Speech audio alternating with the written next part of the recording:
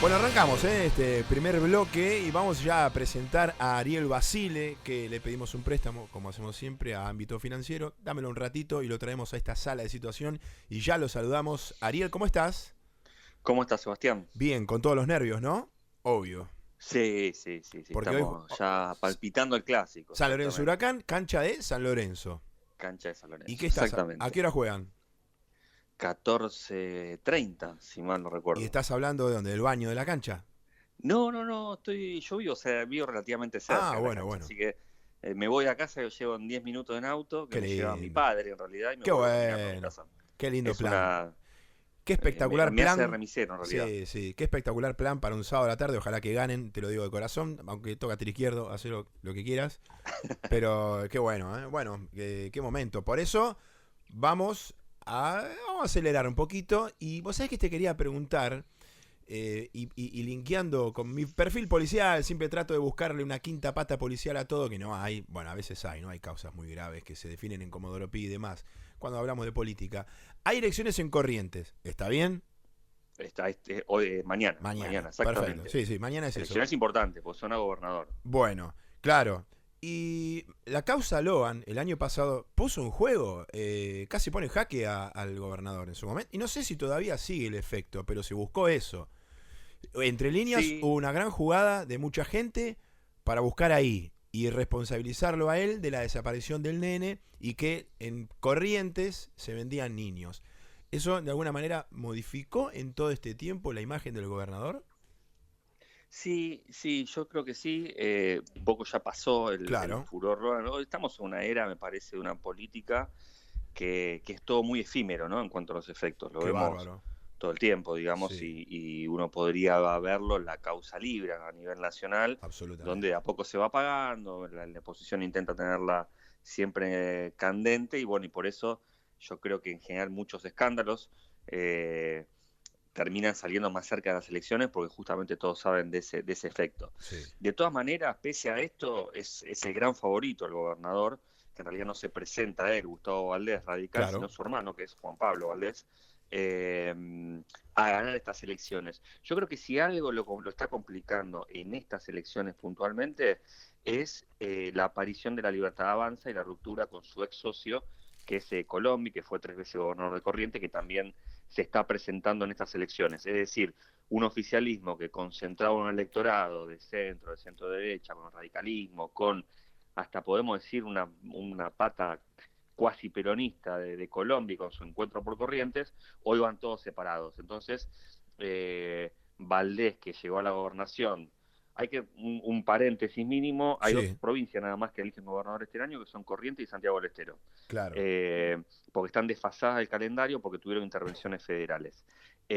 Dicho esto, cuando ganó Gustavo Valdés hace 4 años, ganó con arriba del 70% de los votos, o sea, fue una aplanadora. Hoy eso ya está en discusión, porque la Libertad Avanza le puso un candidato, pese a todos los favores que Valdés le hizo en su momento al gobierno en el Congreso, sin embargo le puso un candidato a jugar, que es Lisandro Almirón. Estoy como medio diversificado, ¿no? Porque todo Sí, se va interrelacionando, pero también explica los reveses del gobierno en el Congreso, ¿no? Ponerle a jugar candidatos propios a los gobernadores aliados en sus provincias. Eso por un lado, la Libertad Avanza le va a comer electores a Valdés, Colombia le va también a comer electores a Valdés. De todas maneras, Juan Pablo Valdés, que es intendente de Ituzaingó, hermano menor de Gustavo Valdés, el actual gobernador, es el gran favorito para ganar hoy. Perdón, mañana. Intentarán hacerlo en primera vuelta, porque también otra curiosidad de Corrientes, que tiene balotaje. Pocas provincias tienen balotaje, claro. una de ellas es Corrientes. Y ahí aparece el peronismo que lleva a Martín Ascúa, intendente de Paso de los Libres. Recordemos por ahí que la última aparición pública de Cristina en un acto fue en Corrientes con Tincho Ascúa, apuntalándolo en su campaña de gobernador antes de caer detenida. eh, Intentará llegar al balotaje. Así es como se presenta hoy el mapa. Eh, el peronismo intentando llegar al balotaje para una segunda vuelta, tratar de llegar a la gobernación, y Juan Pablo Valdés forzando todo lo que sea posible para llegar a ganar en primera vuelta mañana, con esta diáspora que mencionábamos de los libertarios y Colombia. Ese es un Claro, poco el panorama en que estamos viendo en Corrientes. Y Corrientes. vos sabés que hoy estuvo Kicillof, Axel Kicillof, el gobernador de la provincia de Buenos Aires, aquí en Radio Con Voz, en la FM, nuestros hermanos mayores o menores, como quieras. Y entonces ya, bueno, después vamos a repasar en la semana también qué es lo que dijo en la FM. Y ya nos metemos entonces con que en la semana que viene, el 7, el domingo que viene, mañana no el otro, hay elecciones diputados, senadores en la provincia, acá en Buenos Aires. Exactamente una campaña. Lo entrevistamos a Axel también nosotros en ámbito Ah, financiero mirá, de la semana. Y bueno, la verdad que interesante siempre, por supuesto. obvio. Y me parece que es una elección clave, finalmente, primero para Axel Kicillof, para su gobernabilidad también en el segundo tramo de gestión Sí. y se pueda catapultar como un dirigente nacional para pensar en el Es 2027. como una Es última importantísimo para recta, él lo que pase claro, mañana porque se pone en juego su propia es como estrategia una última recta después de para lograr él. los comicios. Sí. Eh, en ese escenario, si le va bien, me parece que va a quedar bien parado.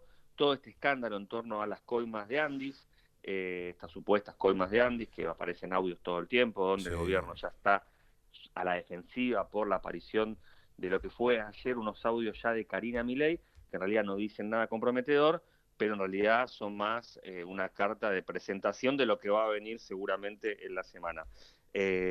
Preocupación total en el gobierno con este caso, inclusive desconcierto, con tuiteros callados, con el gobierno que no tiene muy en claro para dónde ir, y está, por supuesto, atravesando la campaña bonaerense.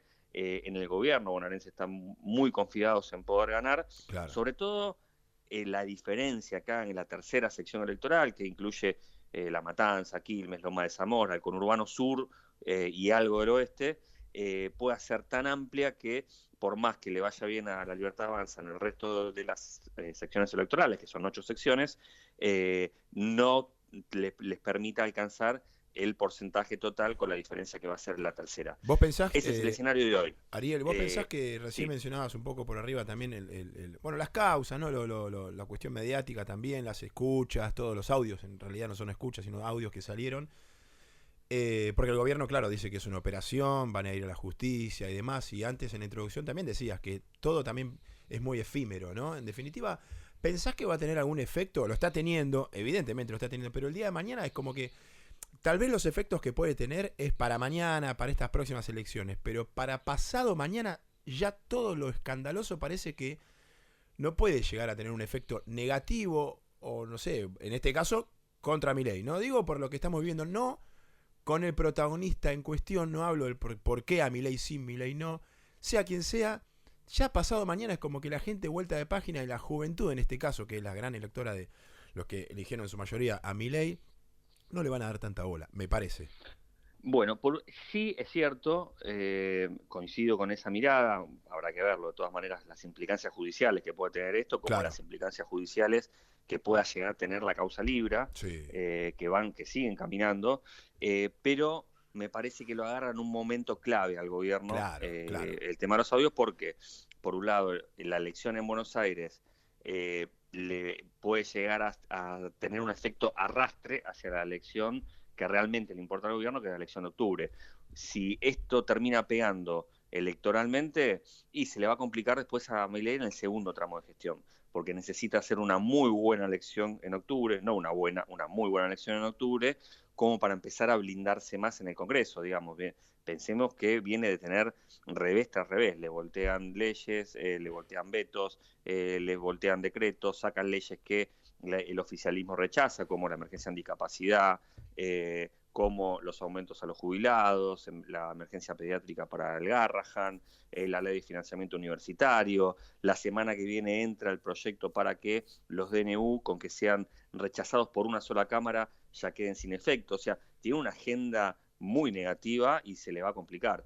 Entonces, aunque después la gente se olvide de las coimas de Andis, si es que no tienen una repercusión judicial, de todas maneras le va a complicar la gobernabilidad si impacta electoralmente en septiembre y en octubre. Claro, Ese es ahora un mismo. poco por qué le puede llegar a pegar esta causa Andis al gobierno. Necesita imperiosamente Javier Milei tener más diputados y más senadores para poder, ya no sé, mira lo que te digo, si tener una agenda reformista y propositiva por lo menos lo que necesita es poder blindar los vetos, de mínima, poder blindar los vetos, que es lo que no logró hacer en estas últimas sesiones. Y además le agarra también esto en un momento donde lo que era su principal fortaleza, que eran las finanzas, también le empiezan a jugar en contra.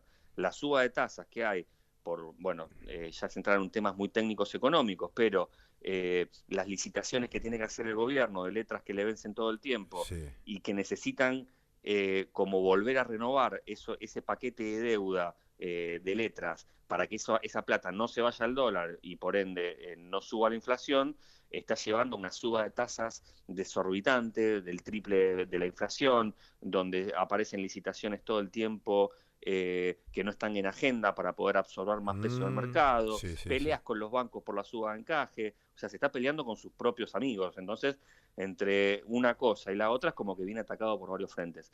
Me parece que la causa Andis le crea un condimento extra a toda esta presión y volatilidad financiera con la que tiene hoy Javier Milei que lidiar, que no solo política, sino también parece que lo económico le va a empezar a jugar también en contra con una actividad económica que no recupera, que no va a recuperar con este nivel de tasas, porque el consumo se amparó, la tasa cero, en las cuotas sin interés y demás de los bienes durables. Bueno, eso hoy también está en revisión. Una tontera para el final, que tampoco es tan tonto, pero el piedrazo ese, ¿fue piedrazo al final? ¿Fue un cascote de verdad? Algunos incluso decían que era fake y que lo pusieron con Photoshop. Sí, mira, sabes que hay hay gente que se dedica a ver este tipo de cosas. Nosotros en ámbito tenemos una agencia que se llama Reverso, que tiene alianzas con los medios, que va de la mano de chequeado. Bueno, hay fotos que son reales, hay fotos que no. El cascote existió, el tema que después ese mismo cascote lo replicaron en fotos en las que no estaba. No. Ese sería un poco la cuestión, ¿no? Qué desastre. Está claro, ¿no?, que el gobierno ha jugado la carta de la victimización, y la carta de civilización o barbarie, una forma de redefinir la campaña en estos tiempos donde todo pasó por Andis, donde ha perdido inclusive la calle digital, donde las redes ya la perdieron los libertarios. Esto no lo digo yo, qué fuerte hubo informes de consultoras esta semana qué bomba donde muestran que la conversación cambió. Mirá, porque era el mejor terreno para ellos, era su lugar de confort. Sí, bueno, de hecho hubo un cierto silencio de los gordos danes, lo digo en plural porque ya no me acuerdo quiénes son, Gordo Dan, Traductor, Milei Te Amo, no me acuerdo cuáles son las cuentas, pero hubo cierto silencio, apareció una conversación muy negativa para Milei, donde las coimas, donde Karina corrupta y demás, empezó a ganar volumen y también empezó a retroceder en ese terreno, es decir, a los piedrazos en la calle real, también hubo piedrazos en Twitter, que era el dominio natural de Javier Milei y La Libertad Avanza. Así que sí, me parece que es un escenario muy complicado, y si me preguntas a mí, ese es un terreno de opinión.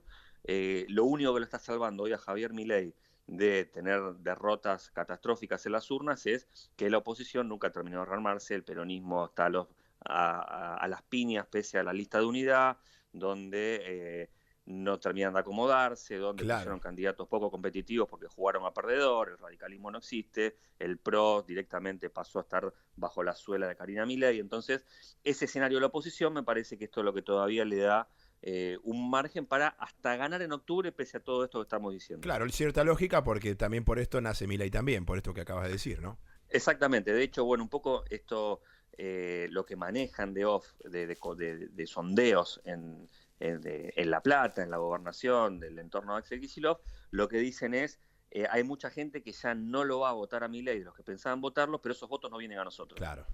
Que es lo que podemos llegar a ver, este grado de ausentismo fenomenal que estamos viendo en las últimas elecciones. Bueno, vamos a presentarnos nosotros, a ver si ganamos, evidentemente. Bueno, y Ariel, bueno, armemos un partido. Ariel, hablando de partido, andá, concentrate en lo tuyo, hay que por lo menos alentar, y bueno, que ganen. ¿A qué parte vas de la cancha? Yo voy a la Platea Norte, históricamente, desde que mi padre ha comprado plateas cuando había una bolsa de cemento en Perito Moreno y Cruz. ¿Cuál es la norte? Ese abono que, la que da a... Es una herencia. La norte, la que da a Perito Moreno, a la 1114. Sí, la platea, la más... la donde van... Donde están los periodistas arriba, digamos, sí. ¿Dónde están los Ortiva y que critican a los jugadores? Lo que Si putean. hay algo que se le puede dominar cheto en San Lorenzo, que no hay nada de cheto porque ya conoce la cancha, bueno, es la Platea Norte. Los digamos, puteadores, sí, seriales, como vos. Bueno, Ariel, gracias. Gracias por Un todo y abrazo por este grande, Seba. panorama político. Gracias, un fuerte abrazo. Ariel Basile, entonces, de ámbito financiero a préstamo aquí en Sala de Situación. Sala de Situación, sexto año. Espacio publicitario.